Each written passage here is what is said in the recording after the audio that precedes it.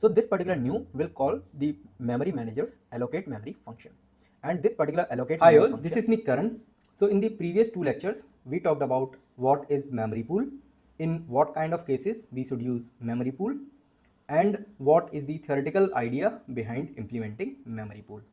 So in this particular lecture, we'll try to implement memory pool using C++, and we'll try to understand how we can create the memory for any of the classes or object using memory pool. So if you haven't gone through those two lectures, please have a look at them. So let's get started. So in this particular lecture, mainly we'll try to understand two things. First one is how to implement very basic memory manager. And at the same time, we'll try to compare its performance with normal memory allocation techniques such as new. So here I have taken very basic code. So this is a class order, and this class has a member variable quantity. So overall this class will be having some size, 4 bytes or 8 bytes depending upon what is the size of integer on that particular operating system. So here inside main, what I am doing is I am creating 8 objects of this particular class order using keyword new, and then I am deleting. And this process I am doing for that many number of times. And before executing this particular for loop, I am recording the starting time.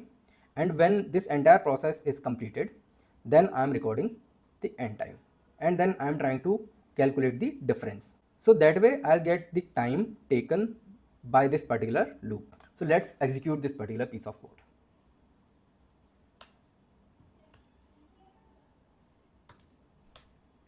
So this particular operation is taking this much time. Now what I will do is, instead of creating the memory to this particular order class using new keyword, I'll try to use the concept of memory pool. So let's take another class.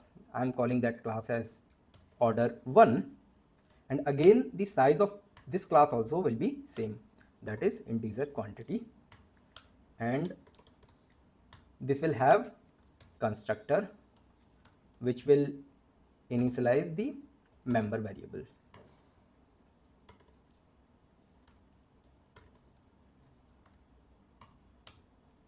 And at the same time this will also have one member function.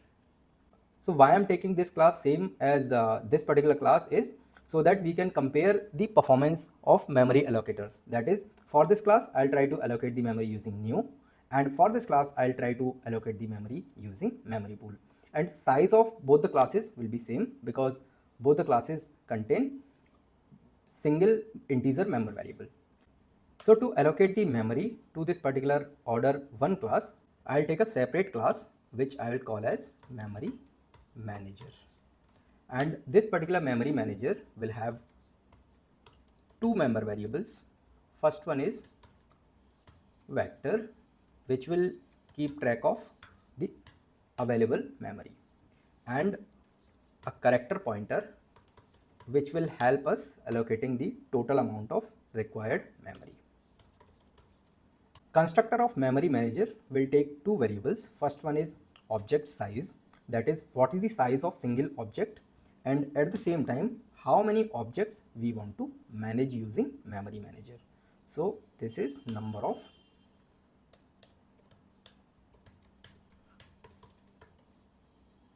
objects. So that way I can figure out total amount of required memory for these many number of objects. So I'll allocate that much memory and I'll try to track that memory using character pointer. So what I'll do is memory equal to new character, and what is the size of single object into number of objects. So I have created the memory for these many number of bytes. So now what I will do is I'll try to keep track of each object using this particular free list. So let's say I have to manage, let's say, number of objects. So what I will do is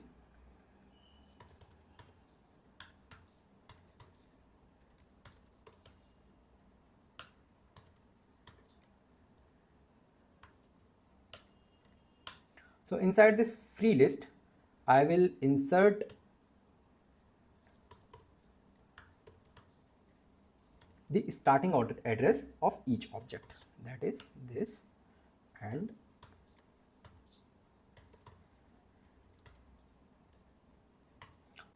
So how this free list will look like is, let's say I have to manage 10 number of objects and the size of each object is, let's say, 4.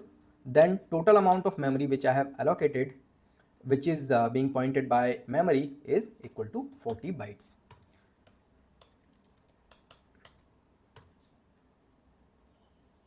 So the first element of free list will contain 0, which is the starting address of first object, and second element will contain 4, which is the starting address of second object.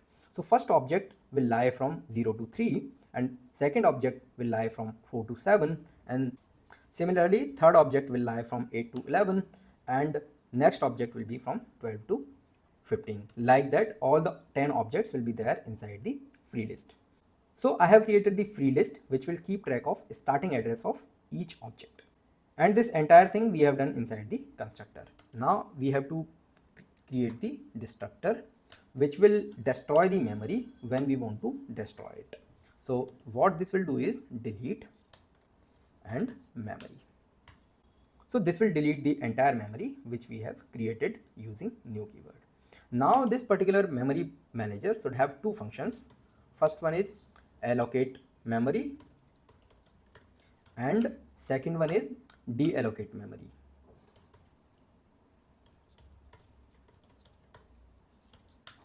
So what these two functions will do is they will allocate and deallocate the memory.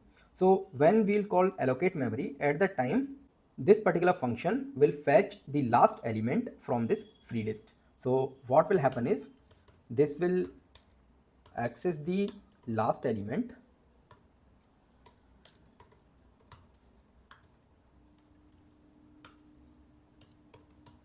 of this list and it will remove that particular element from the list because that particular element is no more available, and it will return that particular memory address.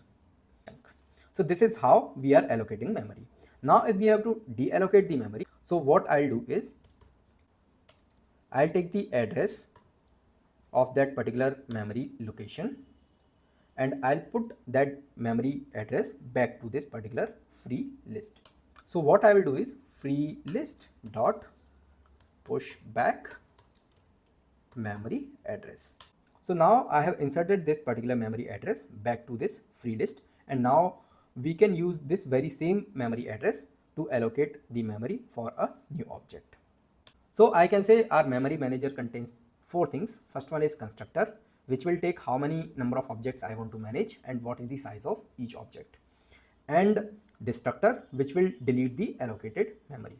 And it has two functions. Function 1 allocate memory, which will allocate the memory for a new object, and deallocate memory, which will deallocate the memory for the already created object.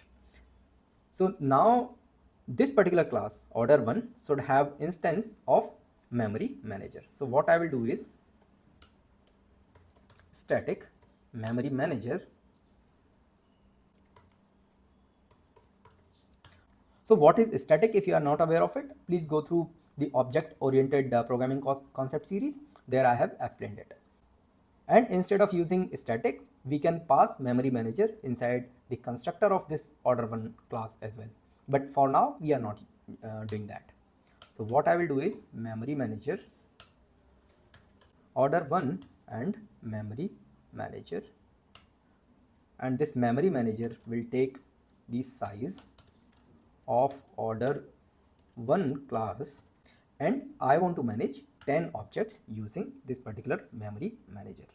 So this order1 class should have two more things. First one is new operator and delete operator. So I'll overload the new operator and delete operator. Operator new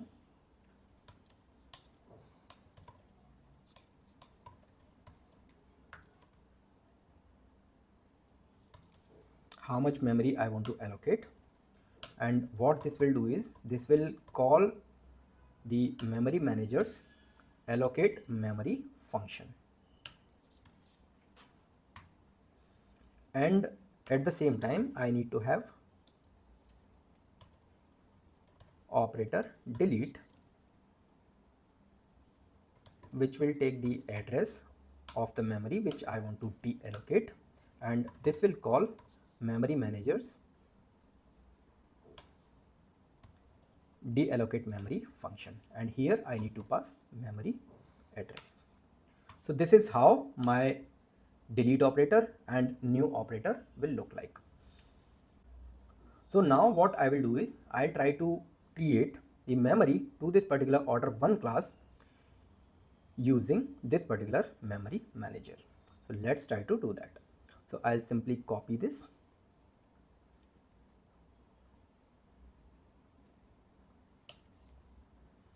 So I'll record the start time here, and instead of creating the memory for order, I'll create for order 1.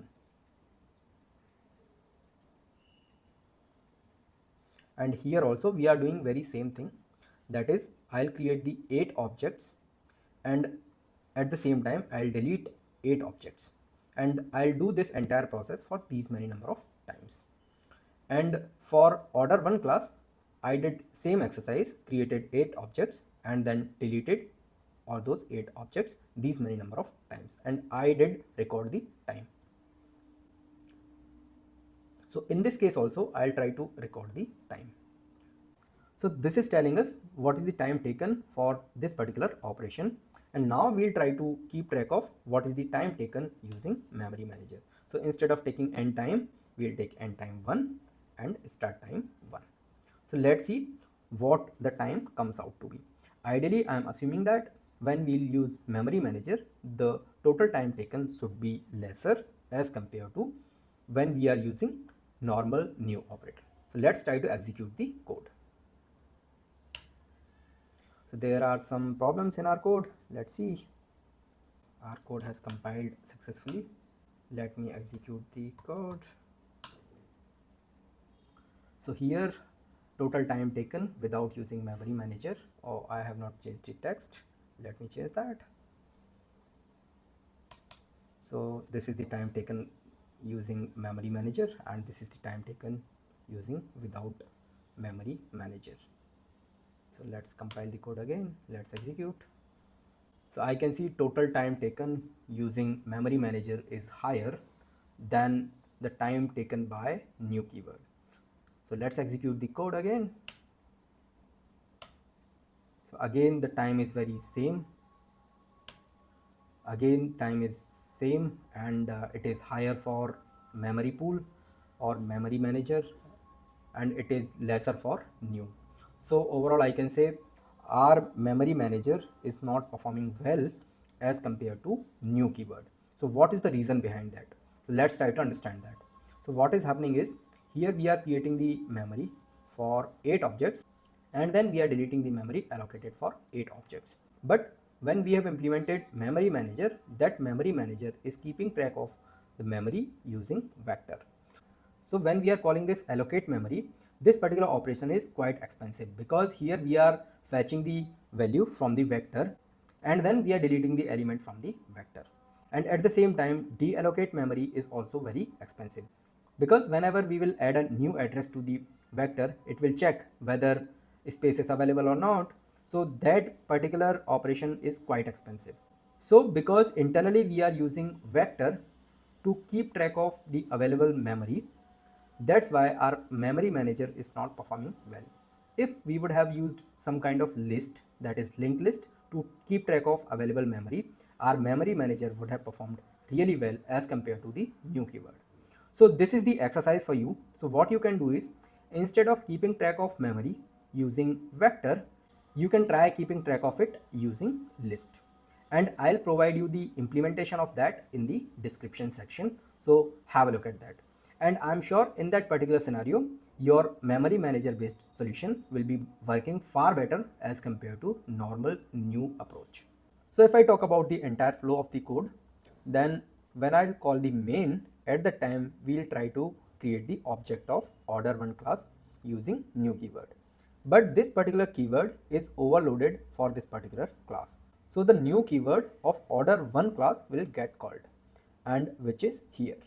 So this particular new will call the memory manager's allocate memory function, and this particular allocate memory function will return the last element from this free list. and will remove that particular last element from this free list.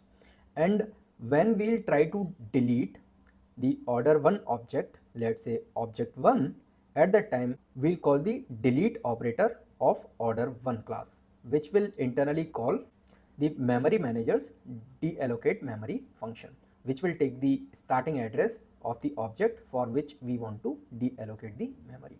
So this deallocate memory function will put back the address inside the free list, which is a vector, so that a new object can use that particular memory address. And this memory manager instance is not associated with any of the specific instances of order 1 class. Instead of that, memory to this particular memory manager will get allocated inside the heap area, because this is a static keyword, and this can be accessed by all the instances of this particular order 1 class. I hope this particular lecture was helpful for you. So let's meet in the next lecture where we will talk about some other advanced concept. Thank you.